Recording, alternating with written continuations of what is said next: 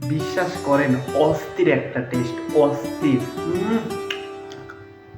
Chinese ফুডটা একদম কড়া কড়া স্বাদ। আসসালামু আলাইকুম guys, welcome to my another blog. সবাই কেমন আছেন? আশা করি সবাই অনেক অনেক অনেক ভালো আছেন। আজকে সম্পূর্ণ নতুন একটা ব্লগ নিয়ে হাজির হয়েছি এবং আপনারা বুঝতেই পারছেন আজকের ব্লগটা কি। এটা আমাদের কিচেন রুম, আর আজকে আমি রান্না করব চাইনিজ ফুড। অস্থির একটা ফুড এবং অস্থির স্বাদ লাগবে। আমি জানি রান্নাটার মজা একদম অস্থির হবে, এজন্য আমি ছোট্ট একটা কড়াই নিলাম। তারপর বাজার থেকে ফুলকপি আনা ছিল, একদম টাটকা ফ্রেশ। ওইটা আমি নিলাম, ওইটা নিয়ে একদম পিস পিস করে ছোট ছোট পিস করে। চাইনিজ এই রেসিপিটা রান্না করতে আপনাকে 4 থেকে 5টা আইটেম সবজি গুনতে হবে। এর জন্য আমি আগে থেকে টমেটো এবং শসা এনেছিলাম এবং টমেটো এবং শসাগুলো একদম মিডিয়াম সাইজ করে কেটে আলাদা করে রাখলাম। গাইস, এই মূলাটা নিলাম। আসলে মূলাটা নিলে স্বাদটা কেমন হবে আমি নিজেও জানি না, বাট আমার একটা বিশ্বাস, বাঙালির সবচেয়ে সেরা খাবার মূলা।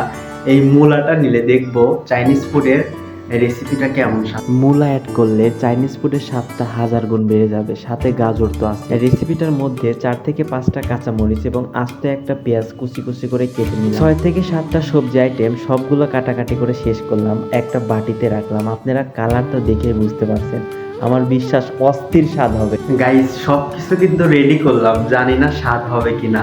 যদি স্বাদ না হয় সম্পূর্ণ দায় কিন্তু আপনাদের, মনে রাখেন।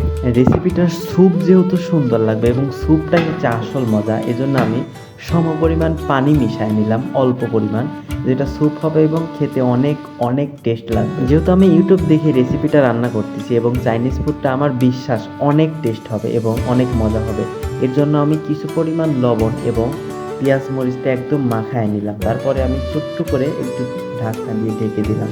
বিশ্বাস করেন গাইস, স্বাদটা কেমন হবে আমি জানি না, তবে I am very excited for test. আমি এই স্বাদটা নেওয়ার জন্য অপেক্ষা করে আছি।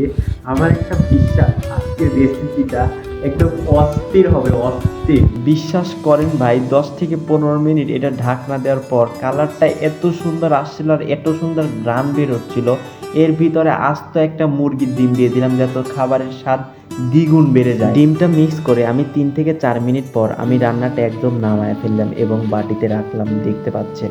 গাইস, রান্না কিন্তু হয়ে গেছে, আর অস্থির যে একটা টেস্ট, আপনারা যদি না খান তাহলে সত্যি কথা বিশ্বাস করবেন না। মানে অস্থির একটা গ্রান বের হয়েছে।